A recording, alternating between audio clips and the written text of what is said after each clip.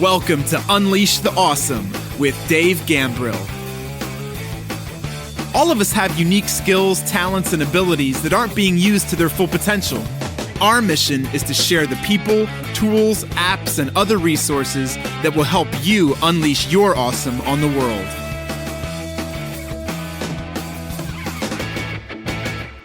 Yo, what's up? It's Dave. Welcome to another episode of Unleash the Awesome. Today, let's talk about why you should work harder on yourself than you do on your job.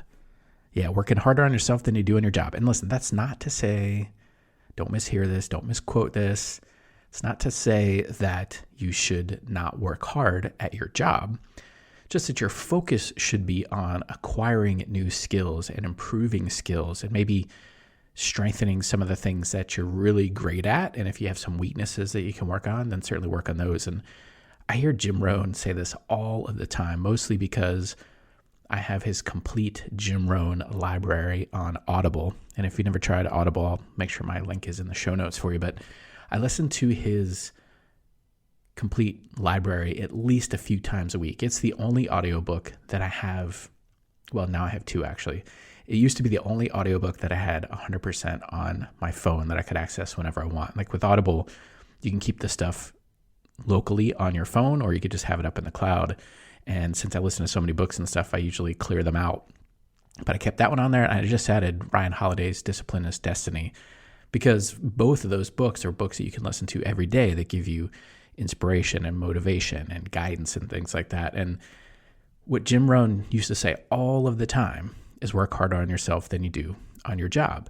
And for me, what that looked like was, as I was working in different roles in corporate America, it was like, what kind of certifications could I get? What skills were I good at? But then how could I improve those? How could I make them better? You know, there's this misperception in most of the personal development space where people talk about, you know, figuring out your strengths and then really working on your weaknesses, like figure out ways to make your weaknesses better, stronger. And I'm of the belief that you should take your strengths and double down on those and make them world class, right? Be best in class if you can in your sphere of influence or in your job or in your niche or whatever. Because if you spend a lot of time working on your weaknesses, then you'll probably only get them to mediocre. And I know that the marketplace does not reward mediocrity. They reward excellence. So unless your weaknesses are things that are just costing you success, right? If you're not very good at communicating either through the verbal, like a podcast, or through email communication or things like that, written communication, then obviously you need to fix that. But for the most part, I would really focus on the things that you're good at and see if you can get even better at it. And then if you want to be really successful, you find ways to combine two strengths or a strength in a niche that people don't traditionally put together, right? When I used to work at a software company, they had this role there called a business analyst, okay? And what I figured out a business analyst was in this company, and I don't know how it works in many other companies, but what this business analyst actually did was they went back and forth between different parts of the software companies. So they went to the coders and the people writing, you know, the software, creating the software, and then they went to the marketing team and they went to the legal team. And basically what they did was they translated what the different departments needed, and they translated and communicated to the different departments, because the legal team couldn't really talk to the development team and the coders because they didn't really speak the same language. So when the legal team was talking about things like how they needed to have data protections in the European Union and all this other stuff, like they're reading all the legal stuff to the developers and they're like, what? Like, what does that even mean? And the business analyst would go in there and be like, well, okay, so here's what you actually have to do, because the business analyst would spend time learning a little bit about what the coders and the developers were doing and how they communicate and what their leadership looked like. And they'd go back to the legal team, and then they would be the person that would basically translate. And so what you can do in a lot of different roles, especially as an entrepreneur, is you can find a niche where they don't have some expertise there. So one of the things I did was I got really successful with my digital marketing mentorship Facebook group, specifically because I was a part of a couple different, and still am, part of a couple different communities that focus on personal growth and development and leadership development, things like that. And people in those spaces are typically really good. Their strengths are producing content, creating content, teaching in front of a classroom, doing stage presentations, things like that, persuasive speaking. They're really good like that, really good in the classroom. Not so much with the digital marketing side. And so while a lot of these people are good in front of a classroom and doing those things, they didn't know how to translate it online. And so when I stepped in with my digital marketing mentorship Facebook group, I married the two ideas of people who are good speakers, trainers, coaches, consultants, but don't quite understand the technical side, because I do understand the technical side and I grew up around computers. And so, and yeah, even though I'm older than most digital natives, you would consider most digital natives, like we had a computer in my house from like when I was in 4th or 5th grade on, because my dad worked for AT&T and he always had access to stuff. And so we were always playing with things, and sometimes he got to beta test stuff. And so we had a TI-99 and a Commodore 64 and a Commodore 128. And I could tell you some funny stories about those some other days. But I grew up around that stuff. So I could translate a lot of the tech speak to the leadership development people, speakers, trainers, coaches, consultants. And a third thing was I had a background in marketing, sales and marketing. I did it for professional sports teams. I did it for pharmaceutical companies. So I came with that expertise. I came with the technical and digital expertise of like how to actually get your stuff online. And then I spoke to this audience of speaker, trainers, coaches, consultants. So like I was essentially like a unicorn. There weren't many people besides me that had that skill set and were actively marketing it to a community like that. So one of the things you can do is figure out like what you're good at plus what you like to do. Sometimes those are not exactly the same thing. Like I like to do the digital marketing piece. That just comes kind of easy to me. I'm not going to say it comes naturally, but because I grew up around it, I tend to be able to adapt to things faster and leverage things a little bit faster. I've been doing it with a lot of the artificial intelligence tools that are out right now. Like one of my all-time favorites is called Jasper. It helps you write good copy, and they also can help you create images and stuff. I'll put a link to that in the show notes for you as well. But the reason why I've like adopted that and moved really quick to that is because I understand it. I see it. It's in my strength zone. I understand marketing. I understand technology. And so lots of people don't quite see the benefit of that yet, or they can't understand what the use cases are. But I can bring a unique perspective, especially going back to the speakers, trainers, coaches, consultants, authors, people like that, and help them understand like these are tools that you should start looking at and you should start using now because they're super powerful. And if you leverage them now and get used to using them now as a kind of early adopter, this stuff is going to become more prevalent and you'll be ahead of the wave. You'll be able to capitalize on these things moving forward when everyone else is scrambling, trying to figure it out. It actually goes back to an episode that I did on this podcast where when coronavirus started rearing its ugly head across the planet, I did an episode that is one of my most popular episodes, and I don't remember the title exactly, but I'll put the link in the show notes for you. But it talked about coronavirus and, something like it doesn't matter what you think, it just matters how you respond and react to it. And even previous to this, I had been telling people, get your stuff online, build your email list, start creating consistent content, have a podcast, do Facebook Lives, whatever makes sense for you and your audience or niche, like get your stuff out there. And when I did this episode, it was like right in the early phases, like February, maybe early March of when this first started to become an issue across the world.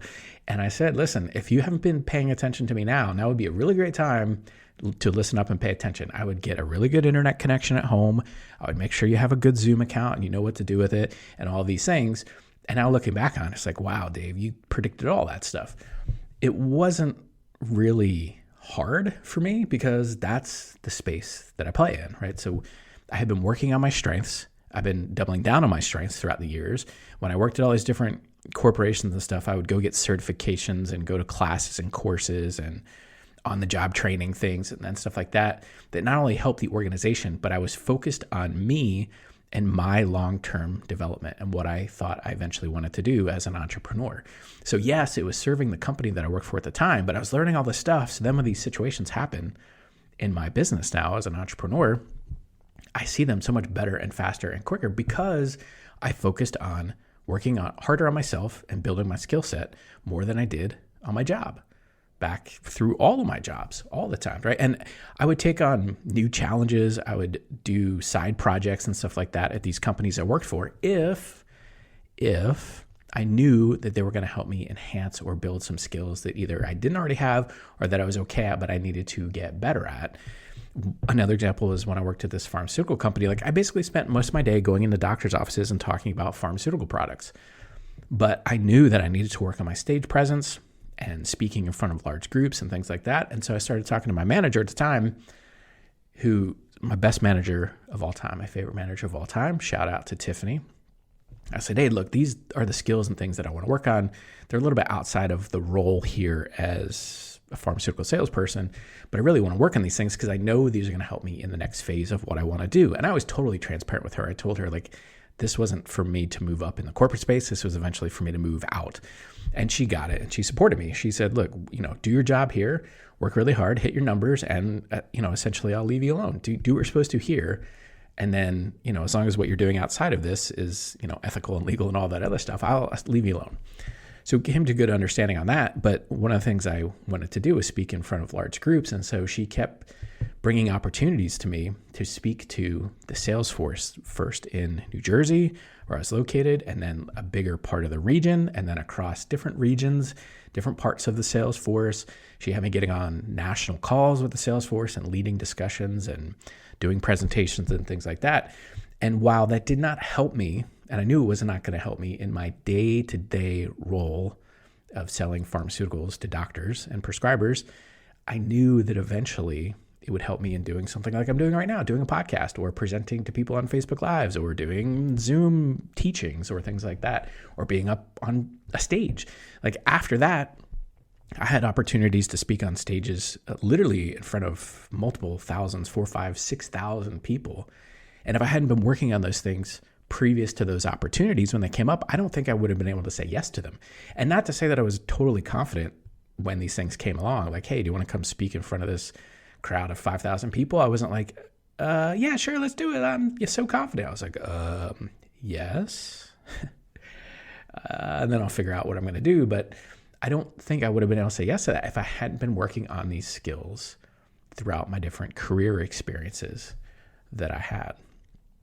So my encouragement to you would be, think about where you are and what you're doing, and then think about where you want to be in 1 year, 2 years, 5 years, 10 years, and the skills and strengths and talents and abilities that you have. If you've never done something like StrengthsFinders, you should definitely do that. I'll put the link to the book on Amazon in the show notes for you. I'm pretty sure the book still comes with a code that you can enter online and actually do the StrengthsFinders test. So if you have not done any of these tests or assessments before, I would do it. The StrengthsFinders is one of the best ones. It will help you figure out exactly what your strengths are, right? It'll pick a few of them for you that you're the best at. And then if I were you, I would look at opportunities within your current environment to take extra classes or extra challenges or things that will help you enhance those things. And if there aren't any of those available, then look at things like LinkedIn Learning or Coursera or Masterclass, or pretty much there's a class on anything online anymore. So if it's not available to you inside your organization for free or part of whatever it is you do, I bet your HR department has things where you can get outside courses and things like that, or they might pay for some opportunities. So you can also investigate that. And if none of that works, then just go do it on your own, right? The best investment you can make is in yourself. Warren Buffett, people make up quotes and stuff with him all the time. And you see him online and Twitter, and it's like, no, Warren Buffett never said that. And a lot of times he laughs at it and says, no, I never said that. But one thing I can confirm to you that he's said, because I've seen him say it, was the best investment he's ever made, right? He's considered one of the most successful, if not the most successful investors in the last century. And what he has said is the best investment he ever made was an investment in himself when he took a Dale Carnegie course on public speaking. And I forget how much it was, but he has in his office still, or maybe it's in his house, he still has like the certificate that he got from that thing. And he will tell you that he knows that because he did that and he invested in that, he was able to move faster and quicker through a lot of the things he needed to do to become one of the best investors, most successful investors in the history of the planet. It was an investment in himself. It wasn't a stock pick. It wasn't an investment in a company.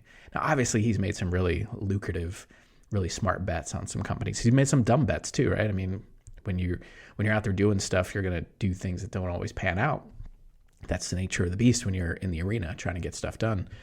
But if the smartest guy, the smartest investor, one of the best investors, most successful investors in the world has said that the best investment he's made was in a course to help him with his public speaking and communication skills, then perhaps we can all learn something from that and invest in getting better, invest in working on ourselves, invest in our personal growth and development, invest in reading some books, invest in maybe listening to less Howard Stern and more audiobooks or good podcasts, right? Things like that. Nothing against Howard. I listen to him periodically as well.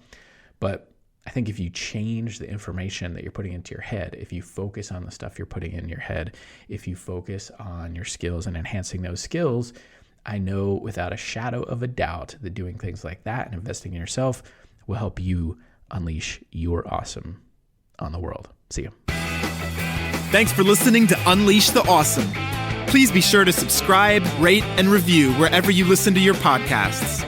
And please share us on your favorite social media platforms using #UnleashAwesome.